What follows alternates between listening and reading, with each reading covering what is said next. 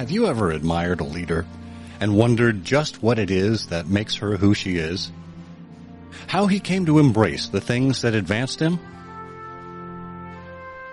Welcome to Timeless Leadership, where we look at the principles that define success. This is a show for leaders at all stages of their careers who aspire to understand what it truly means to be a leader. And who is a leader? Dolly Parton said, "If your actions inspire others to dream more, learn more, do more, and become more, you are a leader." Together, we'll explore key principles, not only in the sense of fundamentals, but also in the ethical sense, the habits, character traits, and virtues that form the backbone of leadership. Principles that are just as relevant and essential in the 21st century as they were in the first century. This is Timeless Leadership.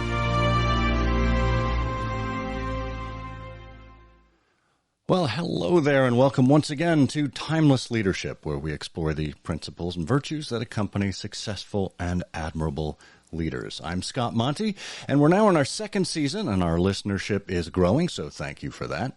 We do these shows live every week on Fireside Chat, and then we package them up as a podcast for listening later on. And of course, the bonus of listening live is you have the opportunity to jump in and ask questions and become part of the conversation as well.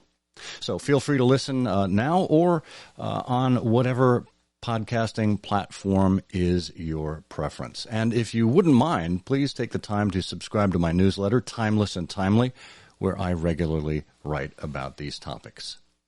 Now, this week's topic is trust. Trust. It's a word that's really on everyone's minds these days, and partially because there seems to be such a lack of it. Maybe there's not a lack of it, but maybe there's a perceived lack of it. That's up for discussion. And as we give so much of ourselves to companies online, our money, our time, our attention, even our data, how frequently are we considering what we actually get from them in return? Oh, sure, we get information. We get personal connections, and we even get deals from time to time. And these are things that the platforms and the brands provide. But how deeply do you really trust these organizations? Do you trust them with your data? Do you trust how they treat their employees? Do you trust them to do the right thing? Deep questions that are masked by our personal busyness. That is, when we stay distracted by clicks and swipes and scrolls.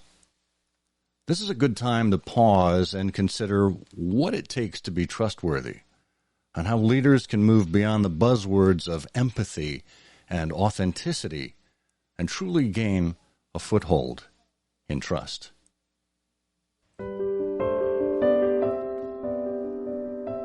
As a professional designer and content strategist who has taught workshops, keynoted conferences, and advised marketing teams around the world, Margo Bloomstein is a trusted voice in the field.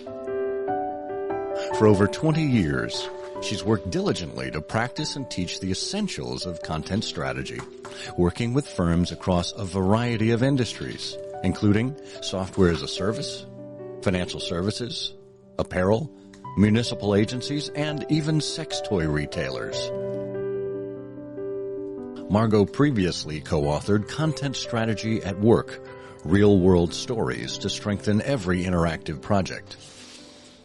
And she's the principal of Appropriate Inc., a brand and content strategy consultancy based in Boston.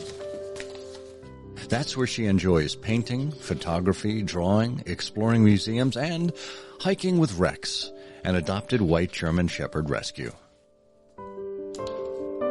And now, she's taken all of that experience and packed it into a punchy and stimulating look at building brands in her newest book, Trustworthy: How the Smartest Brands Beat Cynicism and Bridge the Trust Gap.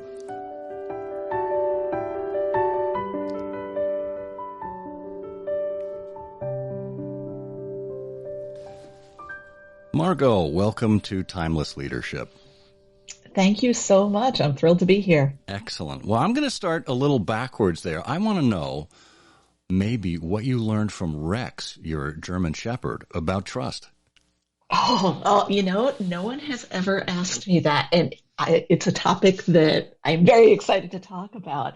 I think if you're a dog person, or maybe just if you're a person, you know that so much of the way we relate to the world is through nonverbal communication. And by establishing rapport, and before you can get people to trust you, before you can get a dog to trust you, you have to establish rapport through things like consistency, through kind of showing up with the sort of tone and personality and feedback that they're starting to expect. And with adopting a dog, he came to us from a rescue organization back in November. So we've had him almost a year now. But with adopting a dog, you have to kind of figure out what they need to build trust, so that you can earn their trust, and also as you're getting to know them, they can earn yours. And I think, as a dog person, I've come to expect that you have to meet every dog where they are. They all have such different personalities and backstories and whatnot. And we don't know all of his backstory as a rescue. We know a little bit about him, sort of his demographic, I guess you could say. I mean, he's a German Shepherd. He's about 4 years old. He still has a lot of puppy energy.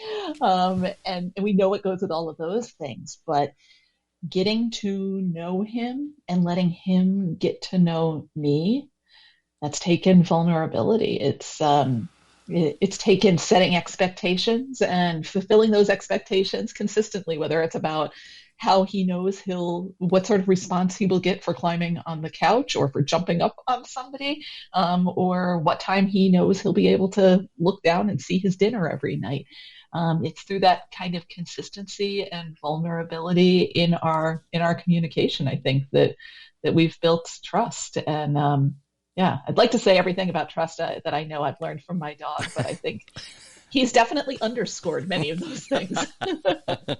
That's great. Well, I'm glad we hit on a topic that you haven't covered yet in your launch here. This is fantastic. And look, I think it is incredibly consistent. You know, you talk about consistency there. It's consistent with your own experience as a designer, even your hobbies and photography and painting and drawing. Those are all visual, aren't they? Yeah, they really are. Yes. Well, I was just going to say, I've been working in content strategy for the past 20 years. My background before that was in design, but I think whether you're somebody that's a visual communicator or a more verbal communicator, whether you're working in marketing or copywriting or creative direction, I think in all of those arenas, it's about kind of figuring out what your audience needs, what sort of baggage they're bringing to an experience, whether they are the people on your team or more the people kind of in your external audience, and meeting them on those grounds. Yeah, and how do you go about figuring out what that is? I mean, I know you just mentioned with Rex, with your German Shepherd, you have to make certain assumptions. You don't actually know what the backstory is, but talk a little bit about how you explore that with different audiences and step up to meet that need. Well, I think when we're talking about external audiences, sometimes I think it's a little bit easier for many people in professional communications, because we can look to things like search engine logs to see the kind of language they're using when they're searching for information. We can research customer service logs to see when they're calling in for support, when they're looking to engage with a company or asking questions about a product. How are they describing it? What are the needs that they're bringing to the table? And they're kind of giving us that information. And then I think there's also the more quantitative side of user research, what we can gain through surveys and studies and focus groups. And I think in all of those respects, people that engage with brands are giving up that information freely in a gambit to say, let me help you help me. Let me help you better serve my needs and speak my language and focus on the things that I think are important. And I think for organizations that miss that mark, that just lead with what they think is important, I mean, there's always that sort of like Nati Sotum, know thyself kind of stage in a brand, but then it's also important to get to know your audience. And I think for leaders that are looking to better engage their teams, prospective employees, to grow within the broader company, there, I think it's a little bit more challenging because we don't always have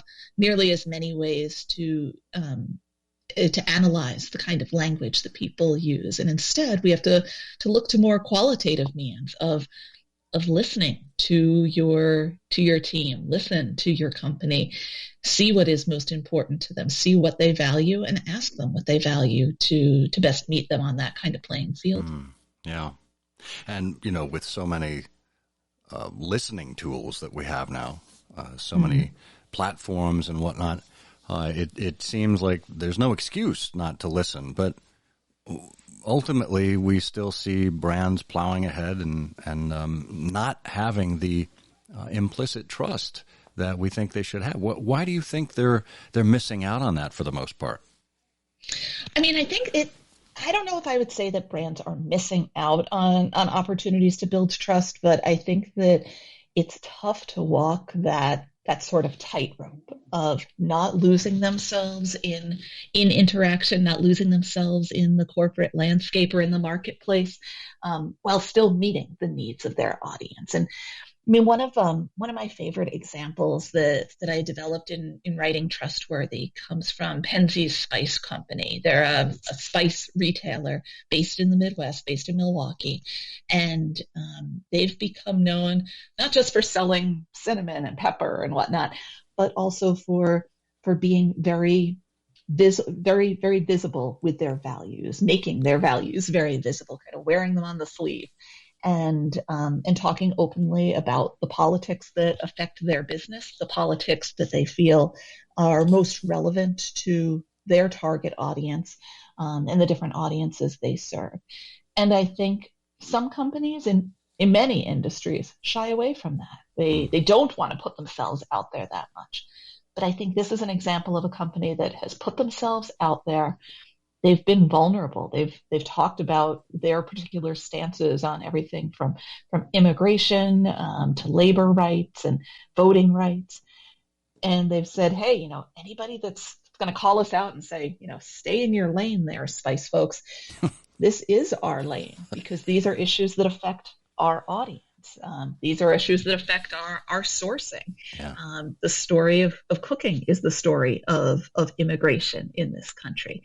So I think that's a case where a business is building trust by not shying away from their values and making themselves known. I think to answer your question, though, about what happens when a business just plows ahead oblivious to the needs of their target audience, I think that is even more dangerous. We're so worried about will we alienate parts of our audiences that to just move ahead without interrogating that, without asking that question, is probably even more dangerous.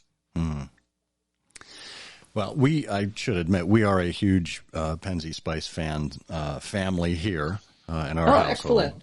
Know their story well, so I was really pleased to hear you say that. I got into a debate with someone on LinkedIn in the past month or so. It was specifically around businesses in Texas and the abortion issue that they've raised there. And this person's contention was, businesses should have no business basically saying anything about politics. They should just remain in their business lane. And you just illustrated perfectly with Penzeys how they pull this out as something that is kind of a universal human rights concern, and cooking is very much associated with some of those issues in our history and whatnot. But when a company sees a Penzeys and says, "Yes, I want to replicate that for our audience," Is that necessarily the right prescription for them? How would you counsel a brand that's interested in approaching this? I mean, I think when we look back through the history of how brands have engaged on social issues, even if they are less politically charged issues, I guess you could say, there's always that question of authenticity. If a brand is just kind of running after some campaign, trying to jump on that bandwagon, their audience, they know that. They can see that. And they can also see that when that topic is no longer quite as popular, if a brand kind of forgets about it because it was never really that important there to begin with. So I think for any brand that is stirred and motivated for the people there to say, this is an issue that matters to us. I think you need to kind of look at your internal corporate culture and see what are the issues that matter to your to the company, to its livelihood, and then to the people that make that company. And I think when you respond to those issues, use the platform that your company has developed, and commitment to your audience that is affected by those issues, to use your platform for good, to speak out on it, then I don't think you can go wrong. But I think that's really the measure of authenticity. If it matters to the people there and it matters to your target audience, then by all means, take a position on it and throw your weight around for good. Yeah. I think, as you mentioned, like with the issues in Texas around abortion, it is really hard right now, I think, for any business to look at that and make the argument that it isn't relevant to their audience and isn't relevant to their employees. Yeah, I mean, look, if they have women that are part of their employee base or their customer base, that affects them, period. So. Right. We know that reproductive rights are an economic issue, and for women to remain active in the workforce, or for that matter, for women to engage with your company, they need to have a measure of, they need to have control over their own reproductive rights. And I think most businesses that are in business to do well and to do good and to meet the needs of their shareholders and to be a positive, growing member of the economy realize that's the case. Absolutely. You know, Margo, I'm interested in exploring a little bit this rise of cynicism, and obviously the lack of trust. But it makes me wonder: did we ever trust brands implicitly? I'm hesitating only because the idea of trusting brands implicitly maybe is too big a question. I think when we look at small businesses and any large business that has grown from being a small business or a startup, and even look back over time and kind of like the past 150 years in the growth of business certainly in the United States, we can see how people trusted individuals. People trusted individual shopkeepers. People trusted individual makers and creators of goods, and trusted their wisdom, trusted their guidance, whether that means you're going into a small business today that maybe is a retailer, maybe in the home goods space, and you're looking for a recommendation on something, or you're bringing a car to a mechanic that you have come to trust because they're able to kind of bring forth their wisdom and sort of help push you to make good decisions around whether it's care for your car, your home, your body, your family. I think all of those relationships and the brands that build around them, the sort of halo of a brand around them, those come back to trust. And I think it's when companies grow and we lose the sense of the individual behind the brand, that's when I think we see some more of those gaps, and maybe not cynicism, but skepticism, wondering if you can trust the guidance of an organization. A lot of what I focus on in Trustworthy is looking at, and I don't think I actually say this explicitly, but it's looking at how we scale up some of those strengths from individuals to the brand, how we build up in terms of still maintaining the right voice with our target audiences, how we offer the right level of detail and information so that people can make good decisions, not because they're turning to an individual, maybe somebody that runs a company, but because they're turning to the company itself and wondering, okay, can you give me enough information so that I can feel confident in shopping here, in doing business with you? I think that's exactly what we need to focus on. I mean, look, it seems like all you have to do is put the descriptor big in front of an industry, and it automatically makes people skeptical. Big oil, big pharma, big tech now, as everyone is, kind of focusing on some of the deeds and misdeeds of some of the major platforms.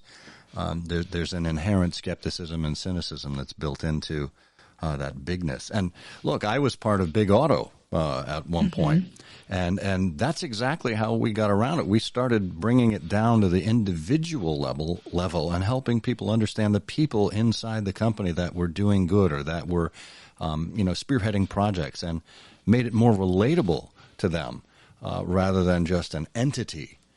And can you talk a little bit maybe about how that kind of authenticity, that kind of storytelling comes through in your models?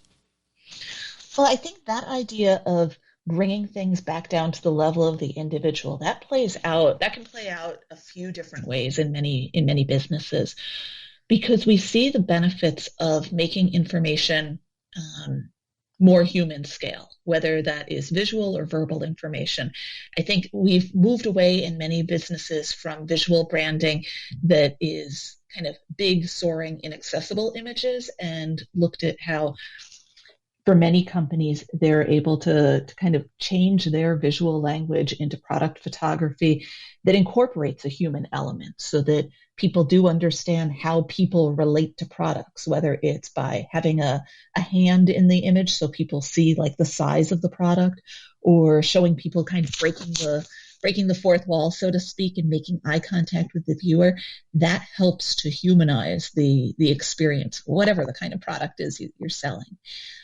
I think other ways in which we do that, as you mentioned, through storytelling. When we have a brand writ large that is inaccessible and kind of up on a high pedestal, but when organizations spotlight the stories of individual customers, when they're constantly bringing out new testimonials and video shorts and clips of people interacting with or talking about the product, then you're able to get information from somebody that's ostensibly just like you. And again, it makes it that much more human scale, even without getting into the idea of, okay, now you're hearing a testimonial from a real person rather than just the marketing department. Even without that, hearing from one versus hearing from an entity is a much more powerful experience. I think the other way, though, that we can embrace that kind of vulnerability and the power of the individual is by looking at what we can do in marketing departments and whatnot to empower individual consumers. So by teaching more, by bringing out more content that explains how they might interact with the product, how they might make good decisions choosing among different products. All of that content that goes into consumer education builds the confidence of the person on the other side of the screen, and empowering them in that way, I think returns a lot of it returns confidence to the individual so that they can become not just a more loyal consumer, but a real champion of the brand as well. Margo, you mentioned there about educating consumers and kind of bringing them along on the journey with you. And to me, there's so many opportunities there when we look to our customers as almost as partners in the journey, whether they're partners in content creation, partners in, brainstorming and creating new ideas or new developments that we can work on together. And they really feel like they're part of something bigger than yourself. Can you talk a little bit about how we can be better partners with consumers and building trust?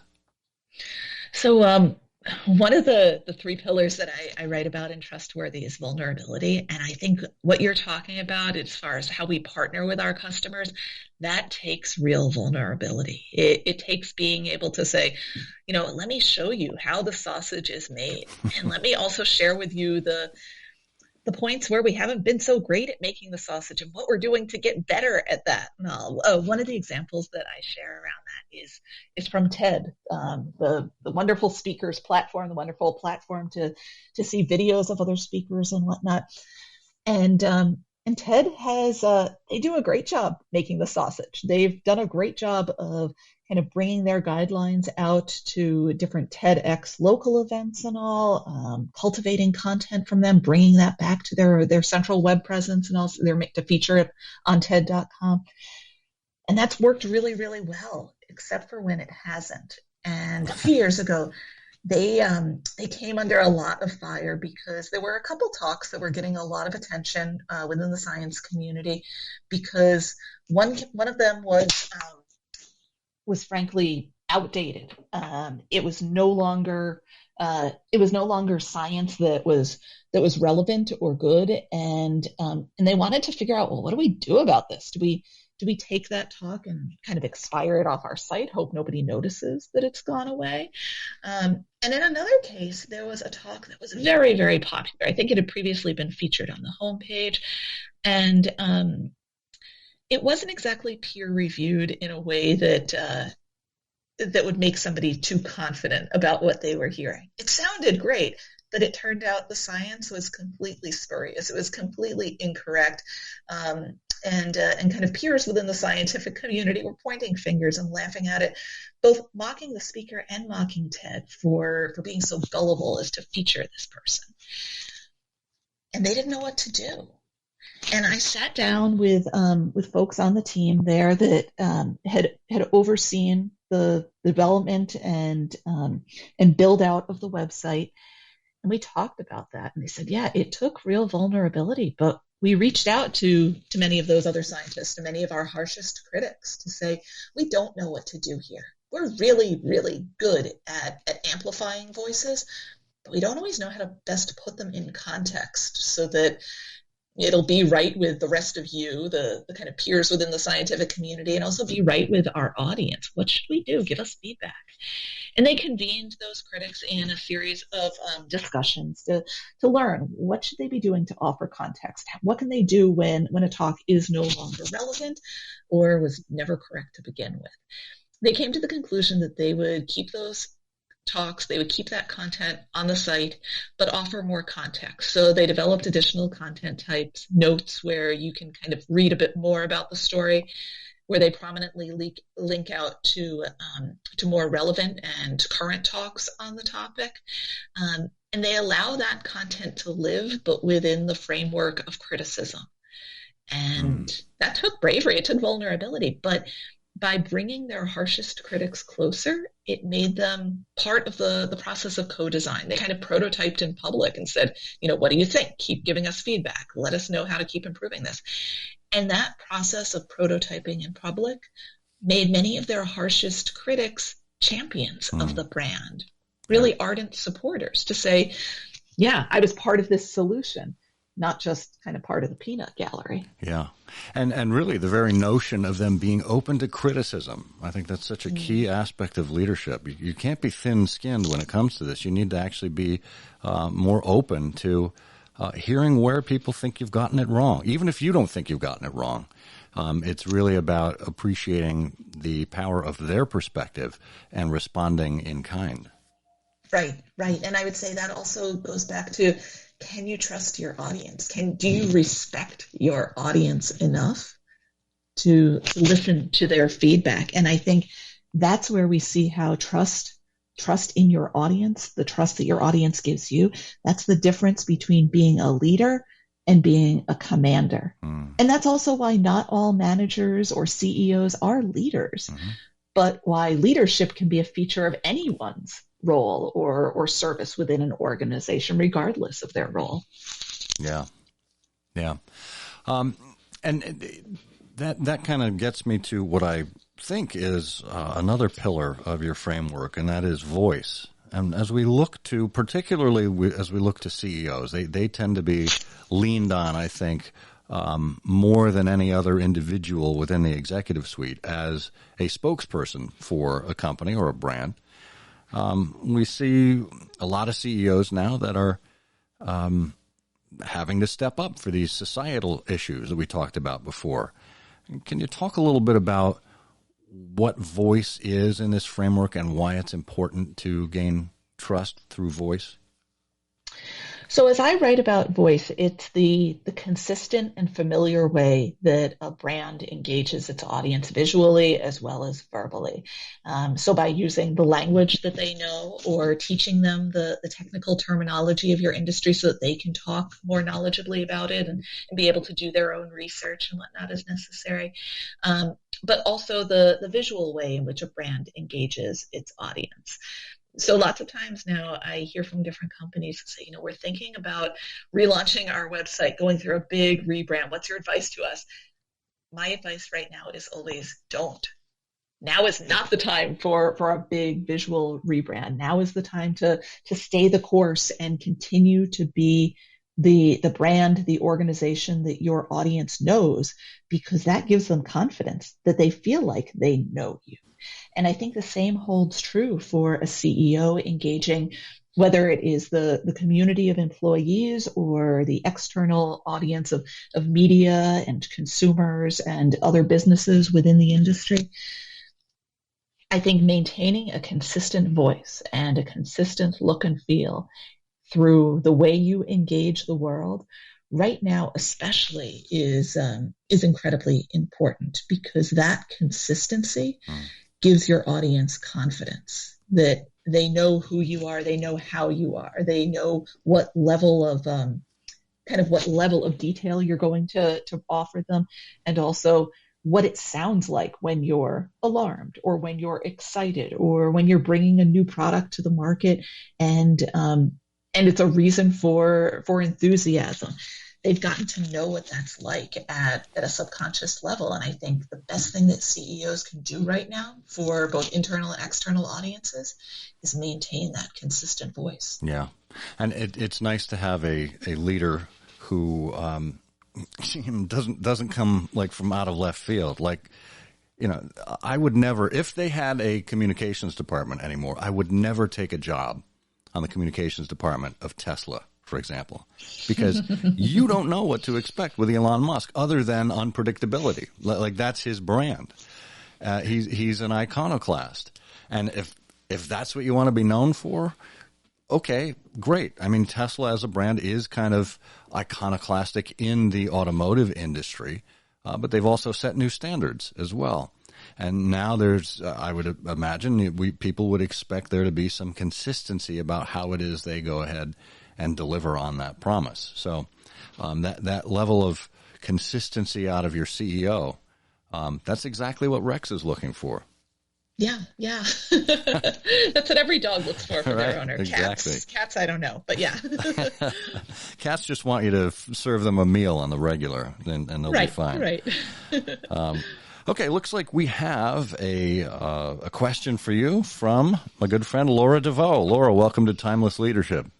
Hi, Scott. Hi, Margo. Thank you very much for this important topic. I'm fascinated by trust and where we find trust and where that kind of sits. And in the consumer area, something that has come up recently is this situation with AT&T and what came out of their depends on who you talk to. It depends on the reporting, but it appears that a lot of the finances that helped to build the OAN network, which is this right-wing, really disinformation network, in my opinion, but that aside, is coming from AT&T. And, I have been an AT&T customer since the first flip phone, and I have had to have a conversation with my spouse about where is our money going and what goes on here. And one of the things that is difficult for me as a consumer and someone who wants to put trust in companies that I am putting money into is the lack of transparency and the lack of even talking to someone who's able to respond to my concerns at the company. I'd like your thoughts on that. I'd like your thoughts on how they're positioning themselves with this. They seem to be in this mode of complete silence. And what would come forward as we are trying to conduct ourselves in a Penzi Spice kind of way with companies that are so ingrained in so much that it's very hard to kind of decide where your money is going to go and trust in your own purchases. So I'd like your thoughts on that. That is a complex issue, but that doesn't mean that we should shy away from it. So I think as you're describing, I think it was something like 90% of OAN's revenue came from a contract with AT&T. Correct. Well, as Margot tries to get hooked back up, we'll give her a few moments here. Just kind of continuing on, where I think she was going. It is a complex issue, Laura, as you know. Look, AT&T owns HBO now. They own the the DC universe. Their tentacles extend into so much, and as a consumer, I think you need to figure out exactly what is going to be the most impactful use of your dollar. Can you disassociate yourself from AT&T entirely? Probably not.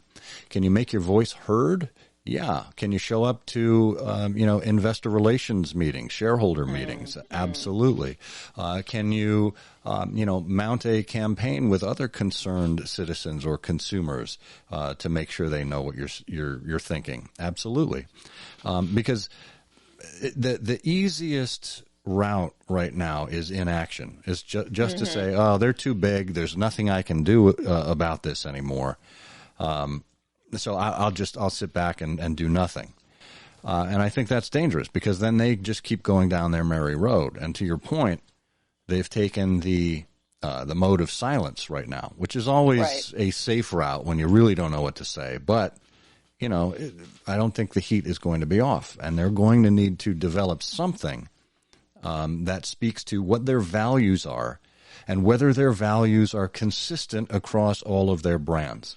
And if they're not, then they need to be honest about that too, right? They acquired a lot of these companies along the way, and they may be trying to merge many of these different corporate values. Now, the investment they made in OAN, I think, came from AT&T proper, which should tell you one thing or another about their brand. And quite frankly, maybe it's just a business decision. Maybe they're not looking at it in terms of right versus left. Maybe they're looking at it in terms of, well, there's an audience there to be had, and it is our business to monetize an audience. You don't have to agree with it, but that may be the thinking behind what it is that they're trying to do. Right.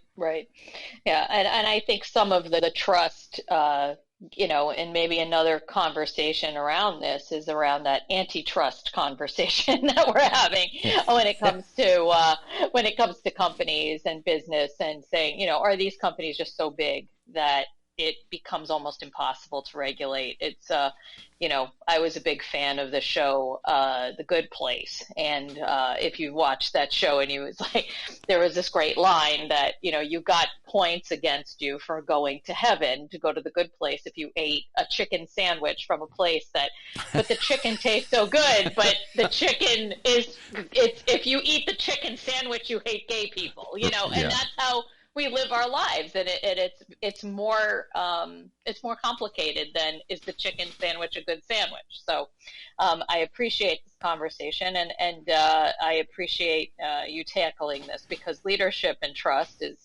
extraordinarily important and in short supply. So thank you both. Absolutely. Margo, do we have you back on the microphone yet? We're still getting nothing. If you can hear me, Margo, and you want to try disconnecting and rejoining, we can do that route as well. So happy to do that. Laura, I'll keep you up here in case I need a banter partner on this case. We've bantered before, so this works. Yes, we have. We have. I'm happy to stay up here and punt. But I think your point about the chicken sandwich, these aren't black and white issues. Very few things in life are. And, it's nuanced. And I think more people are coming down on one side versus the other right now. And you can look at the lack of trust in media and how media has played with the industry of politics more like it's an industry of athletics, like it's the sports industry. You pick a team and you stick with it, and you're loyal to them, right? And either you support them or you don't. And that, I think, has just built up an even greater degree of mistrust of the media as a result. Right. I agree with you on that. And I think that when we look at the media, I was a working journalist before I got into education. I love journalism. I used to literally spend as much money on my rent in 1989 on magazine subscriptions as I did on my rent. I mean, that's how messed up it was, okay? And you get this, and where you consume your news, obviously, as you know, has changed over time. But the business model, the clicks that bring people in are what matters, not how many people buy the newspaper. And when you are looking at this, there is a real deep distrust of what is being covered and why it's being covered. And I think one of the biggest problems there, frankly, is local news. And, when we don't have proper local coverage, and I'm not talking, I live in Boston, I'm not just talking about the Boston Globe, which is a great local, but it's really a regional / kind of moving into the national space, right? It's like the Washington, it's not your local newspaper. It's not the one that covers your high school sports and your town and your town elections and all that. Those papers are gone. Yeah. And when you can't find local news that you can trust and that is relevant, it makes the bigger stuff, all you can do is focus on the big, and they're only feeding you what they want you to see. Yeah. And even there, in the big, we aren't talking about all the coverage. We're talking about what they know is going to sell ad time. Right. Right. And so, I absolutely agree with you. Margo, looks like we've got you back on microphone. Sorry about that. Yeah, I'm not sure what happened there. That's okay. Did you want to add any? I don't know if you heard the conversation we held in your absence, but I didn't know if you wanted to add anything to that. No, I mean, I think a lot of the points that you're raising, though, around how we get kind of broader media coverage to shine a spotlight on what's going on in those companies, I think that's as we've kind of lost that local perspective, things can fly sort of under the radar a little bit more. And I think for a company like going back to AT&T, what they're able to get away with there, it's only a matter of how much sort of like spotlight and sunshine we can shine on them there so that people can make more informed decisions. Yeah. Yeah, it is. I mean, and otherwise, they just keep going. I mean, look, that's what happened around the turn of the last century with Standard Oil. And you talk about big oil, that was John D. Rockefeller's company, and Ida Tarbell, the original muckraker, combed through all sorts of corporate documents and was able to kind of nail them on exactly what was going on. And that's, we saw the rise of trust busting, Teddy Roosevelt, all the rest. It was because there was some light that was shown on the doings of Standard Oil. So, Margo, as we think about, we've been talking about leaders like at the executive level, the CEO level, but as we think down the chain with marketers, content marketers, designers, writers, what can they do to ensure that we begin building back some trust here? I mean, I think there's probably three main areas where people in any of those roles can focus, whether you're a marketer, a copywriter, a designer, a creative director. I think that the first area in which to focus is really around how you build out that consistent voice for your audience, how you can be a champion of that consistent voice visually and verbally so that you're constantly giving people hooks to what is familiar, what they already know about your brand, whether that's mirroring their vocabulary, giving them imagery and layout that they know how to understand to move through your site, move through your print collateral, and continue to get information that they need. I think the second area in which to focus is on the amount of information you're giving people, again, visually and verbally. In some brands, being able to offer consumers a lot so that they can self-educate and become more confident, that's the key to their success.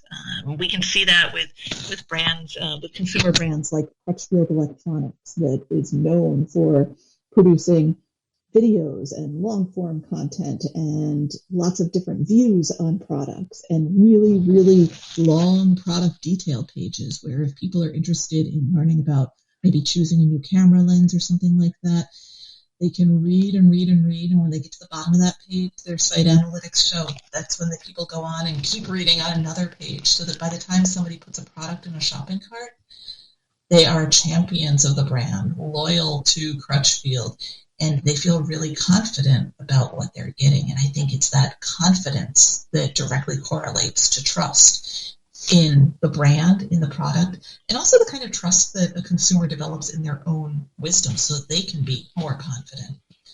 And then I think the other thing that designers and writers can do is offer that perspective of vulnerability, looking at ways to bring your audience into the process, communicate more in the first person so that somebody does feel that opportunity to connect with and build rapport with the brand. That's great. The three V's, basically, voice, volume, and vulnerability. It's right. A great mnemonic. It strikes me that really at our first interaction, particularly with, say, a platform, an app, something that is digital, we're greeted with the terms of service. And the terms of service range from, merely taking 5 minutes to read versus taking 30 minutes to read. I think Microsoft has the record there. Some of these are longer than the Constitution or the Magna Carta.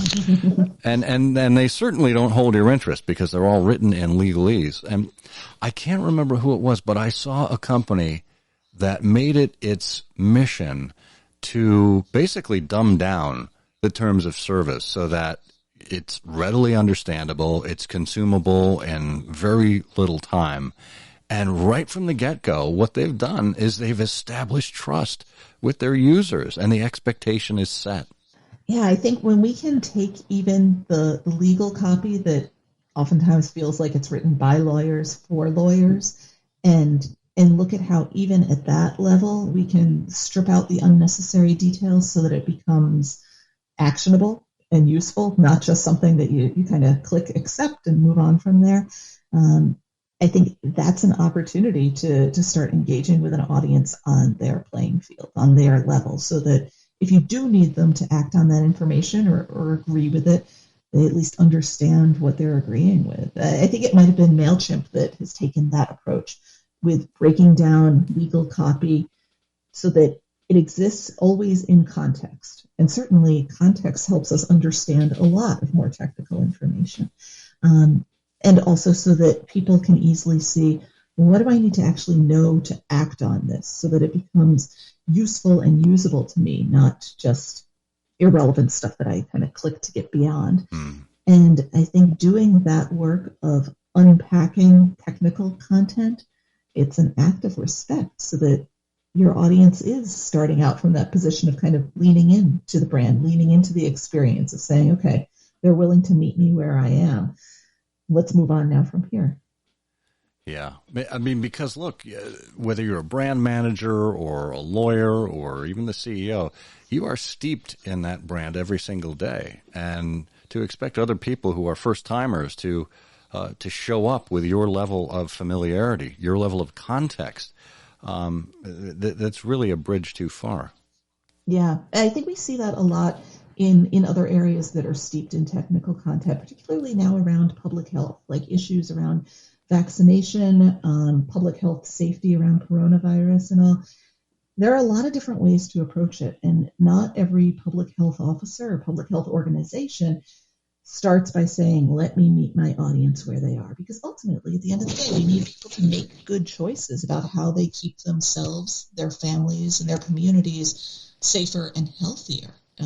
This is the kind of content that demands a response and applying it in your own life. And when we don't meet people where they are, that's when folks get confused, or they say, well, they're saying one thing and doing another, or changing their message every 2 days. I can't trust this. And that fundamental level of really scientific illiteracy, that isn't the fault of people that are hearing information about things like vaccination or hearing changing guidance. That's the fault of people in professional communications that need to do a better job at explaining how science is an evolving process. How as we gather more information, we can make better decisions. So I think that's another area where we can do a better job of meeting people where they are. That's a great reminder. Not everyone shares our perspective, our point of view, or the amount of information that we have consumed. And showing people that you're willing to give them the benefit of the doubt, even if they're mistaken when they come to you, being there with them on their playing field, you can begin to move the needle. They may not become true believers after, but at least if you've made them feel that they can let their defenses down and they can start to absorb some new information, then that's a win, however small it is. Right. As you said, that's what moves the needle, certainly around vaccination. The one thing that we've seen that helps with that, turns out it isn't forwarding people memes that are really snarky about opposing vaccination. No, the thing that helps improve public vaccination is when healthcare practitioners that already have trust with their patients continue to approach the topic and speak to them about maybe how they came to their own conclusions. Yeah. And I think that's kind of the opportunity that demands vulnerability and respect if we have wanted to also build trust. Absolutely. I think that's great. So, Margo, if people want to learn more about you, about the book, where can they go? You can find Trustworthy everywhere books are sold, and you can find me on Twitter at mbloomstein, and also at appropriating.com/trustworthy. Excellent. Well, Margo, thank you so much for joining us here on Timeless Leadership and helping us to regain our trust. Thank you. Building trust isn't easy. It's something you need to be committed to over the long haul. But if your heart is in it, your words, and even more importantly, your actions, will be consistent and repeated for all to see.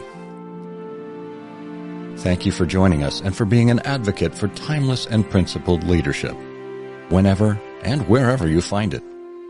I'm Scott Monty.